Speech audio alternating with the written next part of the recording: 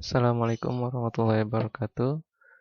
Bismillah, innal hamdalillah wassalatu wassalamu ala Rasulillah amma ba'du. Eh, kita berjumpa lagi dalam video pembelajaran pada mata kuliah Matematika Diskrit pertemuan 11. Nah, di sini kita akan melanjutkan materi yang sebelumnya kita sudah membahas definisi aljabar boolean. Jadi apa itu aljabar boolean dan apa syarat-syaratnya? Contohnya seperti apa? Yang tidak termasuk aljabar boolean seperti apa? Di sini saya menggunakan presentasi karya Rinaldi Munir, dosen ITB. Jadi di sini cukup jelas dan menurut saya mudah dipahami gitu ya. Kita tidak akan dari awal karena kita sudah mulai pada pertemuan sebelumnya. Kita lanjutkan saja ke hukum-hukum aljabar boolean. Jadi ini aljabar boolean ini mirip dengan logika dan himpunan. Mirip dengan logika dan himpunan. Operasinya pun, operatornya itu kalau di logika itu kita pakai dan, kemudian atau, yang berkoresponden dengan dan atau pada himpunan itu adalah irisan dan gabungan. Di sini pun di aljabar boolean yang berkoresponden dengan dan atau itu dan-nya itu perkalian, atau-nya itu penjumlahan. Jadi hukum-hukum aljabar boolean di sini ini sama seperti hukum yang berlaku pada himpunan dan logika. Hanya saja simbolnya yang berbeda. Simbolnya yang berbeda. Oke, jadi di sini ada 10 hukum yang berlaku di aljabar boolean, hukum identitas, idempoten, hukum komplement, dominansi, dan seterusnya. Ini tidak perlu sengaja dihafal ya. Tapi kalau misalnya sering dibaca juga nanti hafal sendiri. Seperti ini, A ditambah A komplement sama dengan 1. Ini jelas berbeda dengan aljabar pada umumnya. Kalau misalnya hukum idempoten, kalau misalnya kita tahu di aljabar secara umum itu A tambah A itu sama dengan 2A, di boolean itu berbeda. A tambah A itu sama dengan A, karena dia miripnya dengan himpunan atau logika, bukan dengan struktur aljabar yang biasa di struktur aljabar ya, di teori grup, teori ring gitu ya. Tidak sama. Di sini juga mungkin melihatnya sebagai sesuatu yang aneh. A plus 1 itu sama dengan 1. Jadi untuk mempelajari ini, kita lupakan dulu aljabar-aljabar yang sudah kalian pelajari di struktur aljabar ya, supaya tidak merasa kok begini sih gitu. Jelas ini berbeda karena ini versinya boolean.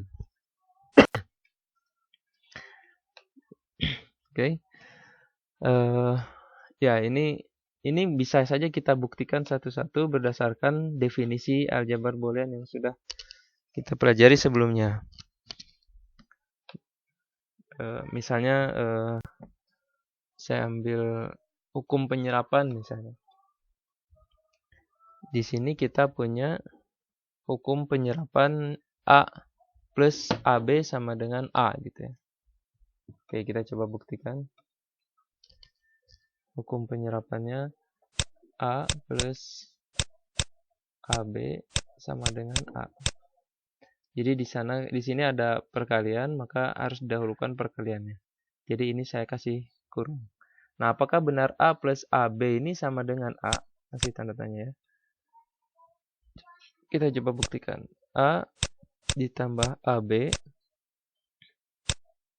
ini sama dengan apa? Sama dengan si A-nya ini bisa saya tulis sebagai A dikali 1 ditambah A dikali B.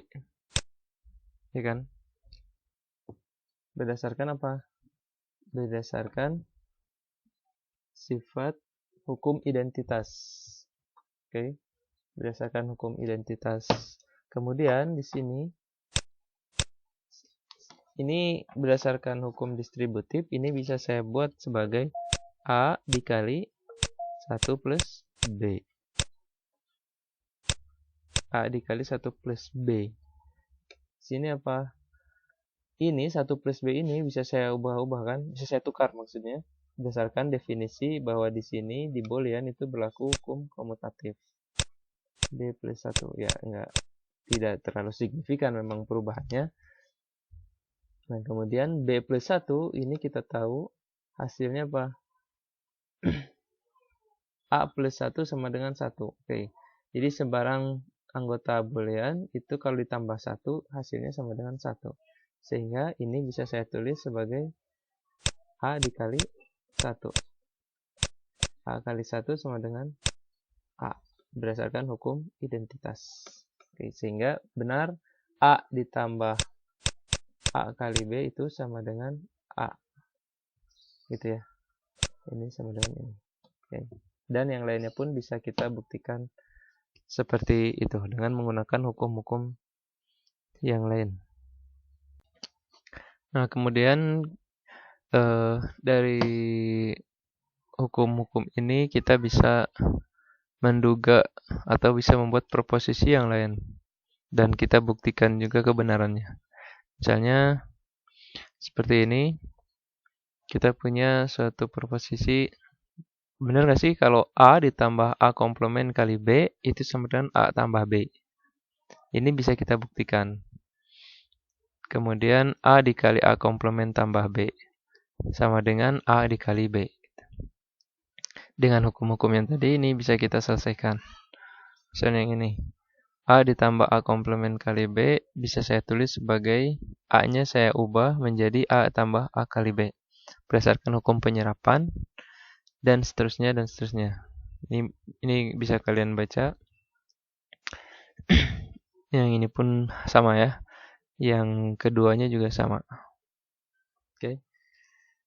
Jadi kita bisa buat satu proposisi dan bisa kita buktikan kebenarannya berdasarkan hukum-hukum yang tadi. Nah, kemudian sebagaimana umumnya aljabar, maka ada fungsi yang berlaku di sana. Berlakunya fungsi di aljabar. Misalnya di fungsi boolean ini kita punya fx sama dengan x gitu ya. Contoh. Ini contoh saja. Dengan satu variabel atau fx, y dua variabel. Kemudian fx, yz tiga variabel. Nah, di aljabar seperti biasa atau di analisis ini disebutnya sebagai variabel, tapi di fungsi boolean ini umumnya disebut sebagai literal. Baik variabelnya maupun komplemennya juga. Gitu. Jadi disebutnya literal. Peubah-peubah seperti ini disebutnya literal, bukan variabel. Misalnya saya punya fungsi h x, y, z. Ini sama dengan x, y, z komplement. Jadi dari fungsi ini terdiri dari 3 literal, yaitu x, y, dan z komplement. Itu ya.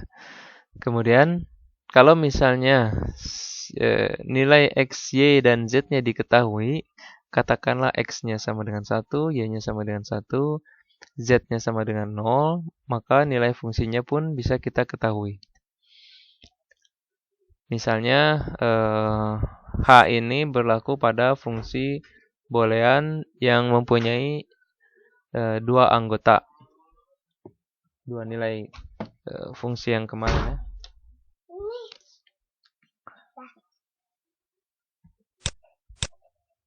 B dengan operasi penjumlahan, perkalian, dan komplement, kemudian unsur nolnya 0 dan unsur unitnya 1. B itu isinya 0 dan 1. Ini aljabar boolean. Salah satu contoh aljabar boolean. Nah, fungsi H ini berlaku pada himpunan B tadi. Sehingga ini bisa kita dapatkan X-nya 1, bukan kita dapatkan ya. Karena diketahui X-nya 1, Y-nya 1, Z-nya sama dengan 0, maka X, Y kali Z komplement bisa kita tentukan nilainya. Tinggal disubstitusi saja 1 dikali 1 dikali 0 komplement. Dimana kita tahu 0 komplement dalam boolean dua nilai. Dalam himpunan B yang tadi atau boolean dua nilai, yaitu 01, 0 komplement itu sama dengan 1. Sehingga 1 kali 1 kali 1. Kita dapatkan hasilnya 1. Oke. Kemudian bentuk kanonik ekspresi boolean yang menspesifikasikan suatu fungsi dapat disajikan dalam dua bentuk berbeda.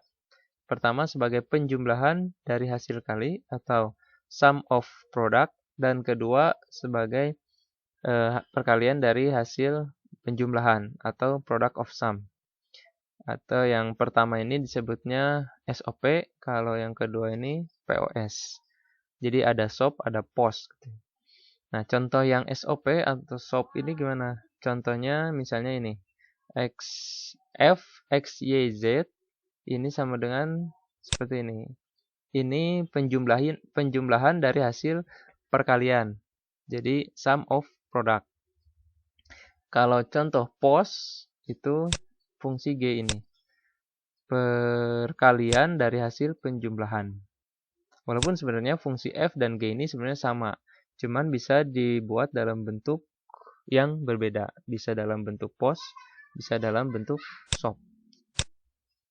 Nah, nanti kita akan melihat bagaimana cara mengubah satu bentuk fungsi ke dalam bentuk kanonik, ke dalam POS, atau ke dalam bentuk SOP, SOP atau POS. Nah, kemudian kita harus yang perlu kita ketahui juga ada yang namanya istilah min term, yaitu suku di dalam ekspresi boolean mengandung literal yang lengkap dalam bentuk hasil kali. Contohnya kalau saya punya bentuk SOP, sum of product, ini FXY ini terdiri dari 3 buah term, gitu ya. Kalau kita biasanya menyebutnya satu begini itu disebutnya suku kalau dalam persamaan atau dalam polinom gitu ya. Ini satu suku, kalau di sini disebutnya min term. Terdiri dari 3 buah min term. Ya, dalam SOP atau SOP itu disebutnya min term. Kemudian ada istilah max term. Ini suku yang di dalam ekspresi boolean mengandung literal yang lengkap dalam bentuk hasil jumlah. Jadi kalau contohnya fungsi G ini bentuknya seperti ini. Ini terdiri dari 5 buah max term atau 5 suku kalau kita bilang ya. Kalau dalam polinom itu 5 suku. Tapi kalau di sini kita sebutnya 5 buah max term. Istilahnya max term. Ini dalam POS. Jadi min term itu istilah dalam SOP, kalau max term itu dalam POS. Nah ini, misalkan peubah variabel fungsi boolean adalah X, Y, dan Z, maka X komplement dikali Y ini bukan min term. Kenapa? Karena literal tidak lengkap. Tidak ada Z di situ. Tidak ada Z-nya. Kemudian yang kedua juga ini bukan min term karena literalnya tidak lengkap. Ya, karena tidak ada X-nya. Kemudian yang ketiga, nah ini baru min term karena literalnya lengkap. Jadi harus ada X, Y, dan Z. Baik itu X tanpa komplement maupun X komplement. Ya. Disebutnya min term. Kemudian max term juga sama, ini tidak lengkap, bukan max term. Yang ini baru max term. Dia ada X komplement, X-nya ada, Y-nya ada, Z-nya ada. Walaupun X-nya dalam bentuk komplement. Yang ketiga ini bukan max term. Kenapa? Karena di sini ada operasi perkalian di sini. Ya, jadi bukan sum of product of sum. Tapi nantinya jadi ada perkaliannya dulu di sini. Kemudian dijumlahkan, kemudian baru nanti dikalikan lagi. Berarti ini bukan max term. Harusnya hanya satu literal saja di sini. Kemudian nah yang seperti itu, ekspresi boolean yang dinyatakan sebagai penjumlahan dari satu atau lebih minterm atau perkalian dari satu atau lebih maxterm disebut kanonik, gitu ya. Jadi bentuk penjumlahan dari satu atau lebih minterm itu disebut kanonik, atau juga bisa juga perkalian dari satu atau lebih maxterm, itu juga kanonik. Oke. Jadi ada dua macam kanonik, yang pertama SOP dan kedua POS, seperti yang saya katakan tadi. Bentuk SOP ya seperti ini, lebih dari satu minterm, maka ini disebut kanonik. Ini juga sama. Satu atau lebih minterm ya, maaf, satu atau lebih minterm disebut bentuk kanonik. Bentuk kanonik SOP dan ini POS. Oke, bisa ya. Cara membentuk minterm dan maxterm. Pertama, ini sebagai catatan. Dan perlu kalian ingat bahwa untuk minterm, setiap peubah yang bernilai 0 dinyatakan dalam bentuk komplement. Setiap peubah Setiap peubah yang bernilai 0 dinyatakan dalam bentuk komplement. Sedangkan peubah yang bernilai 1 tanpa komplement. Sebaliknya, untuk maxterm, setiap peubah yang bernilai 0 dinyatakan tanpa komplement, sedangkan peubah yang bernilai 1 dinyatakan dalam bentuk komplement. Jadi, kalau minterm itu bernilai 0 dinyatakan dalam bentuk komplement, kalau maxterm sebaliknya. Kita lihat, kalau kita buat tabelnya, itu dalam minterm, kalau X-nya 0, Y-nya 0, sukunya itu berarti X komplement, Y komplement. Sebaliknya kalau dalam maxterm, X0, Y-nya 0, sukunya X-nya tanpa komplement, Y-nya juga tanpa komplement. Jadi X plus Y. Gitu ya. Begitupun yang lainnya. Nah, atau yang X-nya 1, Y-nya 1, mintermnya X, Y tanpa komplement. Sebaliknya maxterm tuh dengan komplement. Oh ya, ini urutan untuk dua peubah, urutan X-Y-nya kita samakan dulu persepsinya. Kalau X-nya kita mulai dari 0011. Ya, walaupun bisa kita ganti ya. Misalnya 0101 gitu atau 1100 boleh. Cuma nanti ke kanannya ini, ke kolom yang berada di kanannya ini kan berubah juga. Nah, untuk memudahkan kita samakan saja dulu persepsinya. Kalau peubah pertama kita mempunyai urutan 0011. Peubah kedua 0101. Sehingga mintermnya mempunyai suku yang berurutan dari X komplement Y komplement dan seterusnya. Dengan lambang M0, M1 dan seterusnya. Kemudian maxterm juga begitu. X plus Y dan seterusnya sampai X komplement plus Y komplement. Dan lambangnya M0 sampai M3. Beda minterm dengan maxterm, lambangnya kalau minterm gitu M-nya kecil, maxterm M-nya besar. Nah, kemudian untuk yang 3 peubah juga kita samakan dulu. Kalau 3 peubah, kita habisin dulu nolnya di X, kemudian ke bawahnya 1 semua. Di Y, selang-selang 2 gitu ya, 0, 0, 1, 1 dan seterusnya, Z, 01, 01 dan seterusnya. Sehingga kita punya urutan M0 sampai M7-nya adalah perwakilan dari suku-suku ini. Begitupun dengan maxterm. M0 sampai M7-nya adalah X plus Y plus Z sampai X komplement plus Y komplement plus Z komplement. Itu ya. Kita jadi punya, kalau misalnya kita katakan M3, M kecil 3, itu berarti X komplement Y Z. Misalnya M besar 6, berarti X komplement Y komplement plus Z. Oke. Kemudian, jika diberikan sebuah tabel kebenaran, kita dapat membentuk fungsi boolean dalam bentuk kanonik SOP atau POS dari tabel tersebut. Dengan cara, nah ini yang harus kita ingat, mengambil minterm dari setiap nilai fungsi yang bernilai 1 untuk SOP.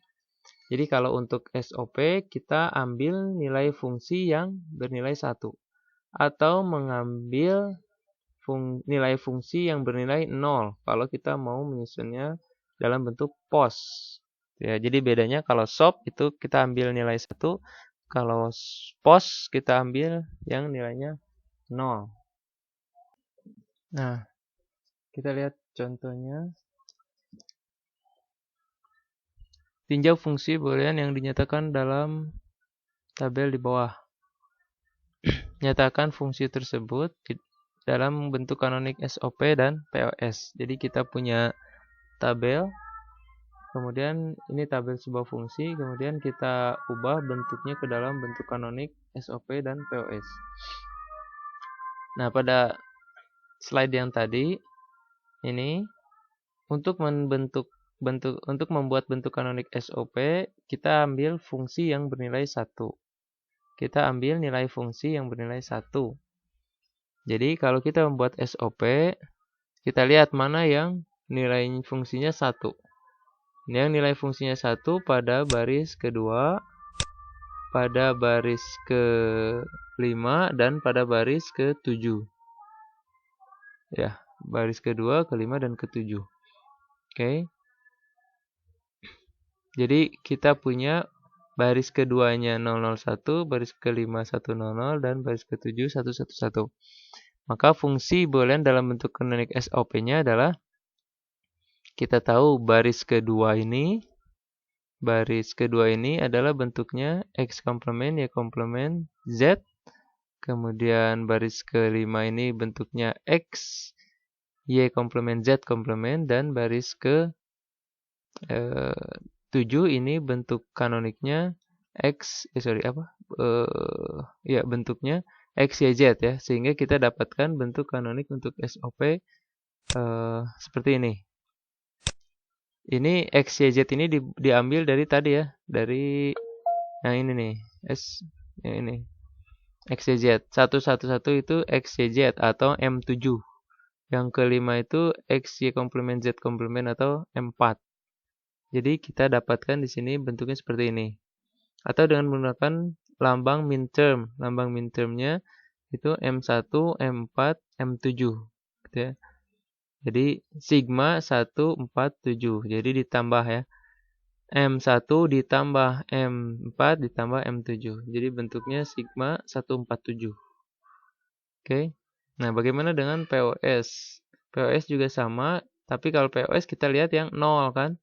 Kita lihat yang nilai fungsinya 0.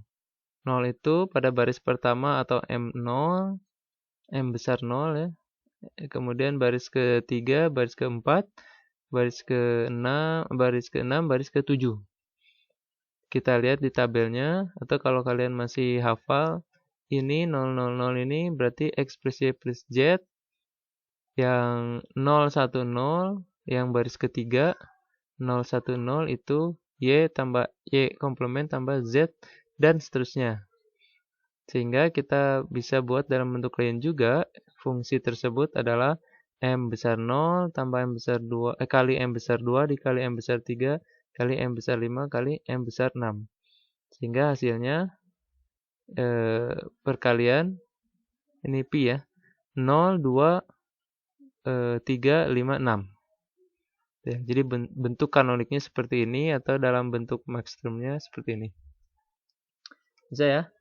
Nah, coba kalian buat latihan coba kalian kerjakan lagi tanpa melihat penyelesaian yang ada di slide ini. Nah, kemudian Ini contoh yang kedua.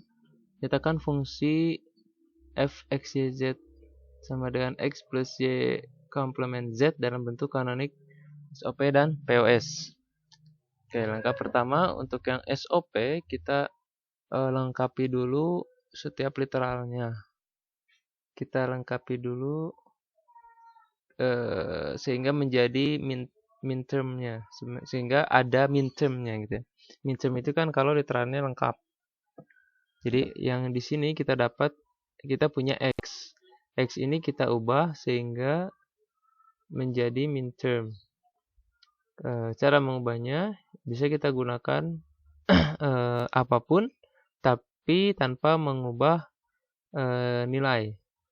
Misalnya ini x ini sama dengan x kali 1 kan. X itu sama dengan x dikali 1. Satunya ini bisa kita ganti sebagai y tambah y komplement. Jadi kalau kita lihat di hukum yang sebelumnya, ini ya, hukum komplement. Hukum komplement itu kan A ditambah A komplement sama dengan 1. Sehingga kalau kita punya Y juga bisa kita tulis Y tambah Y komplement. Ini artinya 1 juga. Sehingga kita dapatkan X kali 1 sama dengan X kali Y tambah Y komplement. Ini kita uraikan jadi seperti ini. Karena ini masih belum ada Z-nya, maka kita tambahkan Z plus kita kalikan dengan Z tambah Z komplement. Atau kita kalikan dengan 1. Jadi sesuatu kalau dikalikan 1 itu kan tidak merubah nilai. Cuma satunya ini bisa kita ganti-ganti menjadi banyak hal. Sehingga dari sini kita dapatkan XYZ tambah XYZ komplement dan seterusnya. Kita punya min term. Kemudian suku yang kedua, Y komplement Z ini juga harus kita ganti. Harus kita ubah, kita manipulasi dikalikan dengan 1, yaitu satunya kita ganti dengan X plus X komplement. Sehingga kita dapatkan ini. Nah, ini tinggal kita tambahkan saja kan. X plus Y komplement Z itu sama dengan ini. Yang ini ditambah yang ini. Sehingga ada 6 suku. 6 suku ini kita jumlahkan. Nah, di sini ada yang sama. Di sini ada yang sama, yaitu X Y komplement Z dengan X Y komplement Z yang ini. Kita tahu dua buah anggota yang sama jika dijumlahkan pasti hasilnya adalah anggota itu sendiri. Itu sesuai dengan hukum idempoten. A ditambah A itu sama dengan A. Sehingga kalau kita punya sesuatu X Y komplement Z itu kalau ditambahkan juga dengan dirinya sendiri maka hasilnya adalah dirinya sendiri sehingga sukunya berkurang 1. Asalnya 6 suku menjadi 5 suku. Ini kalau kita ubah menjadi lambang jadinya M1, M4, M5, M6, M7 atau sigma 14567. Nah, kemudian kalau kita mau mengubahnya menjadi bentuk pos, asalnya kita punya X plus Y komplement Z berdasarkan hukum distributif X tambah Y aksen Z itu kan yang hukum distributif yang berbeda dalam aljabar itu. Jadi kan kalau misalnya X tambah Y komplement Z ya. Komplement Z ini kita operasikan satu-satu. Jadi kita punya X plus Y dikali X plus Y komplement ya. X plus Z. Nah, ini karena kita punya 2 suku tapi belum lengkap, maka kita lengkapi dulu setiap sukunya. Yang suku pertama ini kita lengkapi karena tidak ada Z, maka kita harus lengkapi dengan Z. Cara melengkapinya yaitu ditambahkan dengan 0. Tambahkan dengan 0. 0 ini kita ubah bentuknya dalam bentuk Z dikali Z komplement. Bisa dilihat lagi dalam catatan tadi hukum untuk aljabar boolean. Kalau Z dikali Z komplement itu hasilnya 0. Sehingga kita punya X tambah Y komplement tambah Z kali Z komplement. Ini kita operasikan lagi berdasarkan sifat distributif. X plus Y komplement kali Z, X plus Y komplement kali Z komplement. Jadi kita punya X plus Y komplement tambah Z, X plus Y komplement tambah Z komplement. Gitu ya. Sifat distributif yang seperti tadi. Kemudian yang suku keduanya X plus Z, ini karena tidak ada Y-nya, maka kita tambahkan dengan Y. Tambahkannya dengan 0, cuman 0-nya kita ganti dalam bentuk Y komplement. Ini sama seperti yang di atas, ini kita kalikan satu persatu, bukan kalikan ya, tambahkan ya. Tambahkan satu persatu, X plus Z tambah Y, X plus Z tambah Y komplement. Jadi kita punya X, Y, Z, X, Y komplement Z. Nah, kemudian dari dua ini kita jumlahkan. Jadi seperti ini, yang terdiri dari 4 suku. 4 suku ini ternyata ada yang sama, yaitu suku yang kedua dan yang keempat. Sama seperti yang tadi SOP. Kalau misalnya dalam hukum aljabar boolean, kalau misalnya ada yang sama, kemudian dikalikan, hukum idempoten, itu hasilnya adalah dirinya sendiri. Sehingga lebih sederhana lagi, kita mempunyai 3 suku. Jadi cukup dituliskannya satu saja, yang ini hilang. Yang suku keempatnya hilang. Tuh. Atau secara sederhana lagi, kita tuliskan dalam bentuk lambang. Jadi M0, M2, M3, atau Pi 023. Itu ya. Contoh 7, contoh selanjutnya, kita punya bentuk fungsi seperti ini, kita akan ubah dalam bentuk pos. Ya, sama. Untuk memanipulasinya, kita harus menambahkan variabel literal apa yang tidak ada. Di sini kita selesaikan dulu di sifat distributifnya, XY kali X komplement, XY kali Z. Bukan kali, tambah, sorry. XY tambah X komplement, XY tambah Z. Satu-satu ya, seperti tadi ya. Kemudian kita dapatkan ini. Seperti ini. Oke. Ini karena ada yang sorry. Ya. Ini kita buat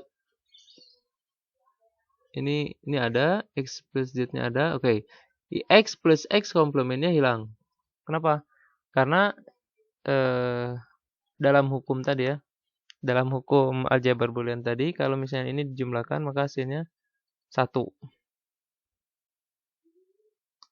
Hasilnya 1. Nah, komplement. Hukum komplement ya. Hasilnya 1. Oke. Sehingga kita dapatkan seperti ini, tapi ini belum lengkap, sehingga harus kita lengkapi, dan kita dapatkan seperti ini. Hasil akhirnya adalah ini. Oke. Asalnya 6, tapi jadi 4. Pasti ada yang sama. Kalau ada yang sama, cukup dituliskan 1 kali. Sehingga kita dapatkan seperti ini. Oke. Jika ada yang ditanyakan, silahkan tanyakan. Bisa via komentar, atau WA, atau email.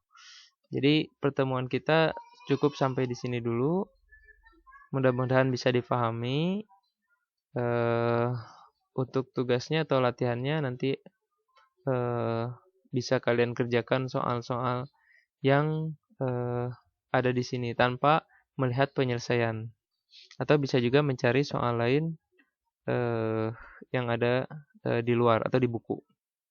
Oke, kita tutup saja pertemuan hari ini. Subhanakallahumma wabihamdika asyhadu an la ilaha illa anta astaghfiruka wa atubu ilaik. Assalamualaikum warahmatullahi wabarakatuh.